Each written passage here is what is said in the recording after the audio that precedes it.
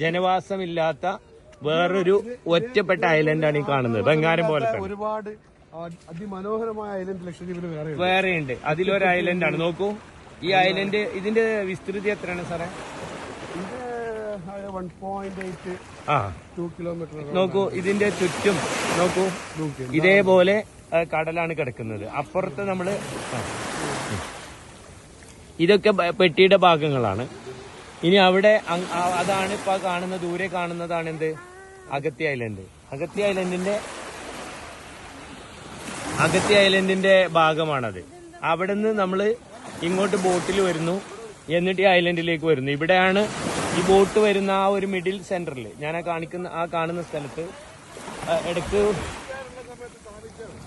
Okay ബ്രിട്ടീഷുകാരുടെ ഒരു കൽപ്പെട്ടി. എന്താണിത് സാധനം? ലാക്ഡീവ്സ് എന്നായിരുന്നു ആദ്യം പണ്ട്. ഇതിന്റെ പേര് ലഗാട്ടി എന്നായിരുന്നു. ഇപ്പോ അതിന്റെ ഒരു ഓർമ്മയ്ക്ക് വേണ്ടി ലാക്ഡീവ്സ് അവരുണ്ടാക്കി വെച്ചിട്ടുള്ള ഒരു പിന്നെ സ്തൂപമാണ് ഈ കാണുന്നത്. ഓക്കെ, ഇവിടെ നമ്മൾ നോക്കുമ്പോ അത് അവിടെ ഒരു ഗ്യാപ്പ്, ഈ രണ്ട് ഐലൻഡിനും ഇടയിൽ ഒരു ഗ്യാപ്പ് ഉണ്ട്. ആ ഗ്യാപ്പില് ലോ ടൈഡ് സമയത്ത് വെള്ളം മുഴുവനായിട്ട് വലിഞ്ഞു പോകും. അങ്ങനെ ആ സമയത്ത് നമുക്ക് നടന്നു പോകാം, പക്ഷേ ഇറ്റ് ഈസ് ക്വൈറ്റ് ഡേഞ്ചറസ്. ഭയങ്കര ഡേഞ്ചറസ് ആണ്. ഒരു അമൃതയിൽ വർക്ക് ചെയ്യുന്ന അല്ലേ സർ? അമൃതയിൽ വർക്ക് ചെയ്യുന്ന 2 ഡോക്ടേഴ്സോ എത്ര മാസമായി അത്?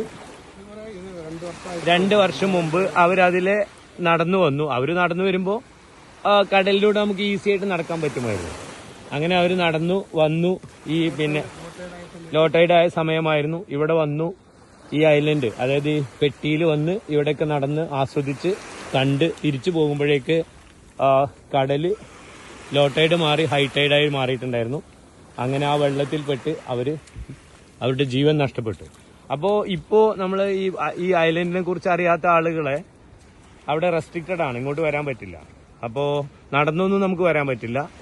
ഈവൻ ലോ ടൈഡ് സമയത്ത് നടക്കാൻ പറ്റുമെങ്കിലും നടന്നു വരാൻ സമ്മതിക്കില്ല, റെസ്ട്രിക്റ്റഡ് ആണ്. അതിനുശേഷമാണ് ഈ റെസ്ട്രിക്റ്റഡ് ആക്കിയത്.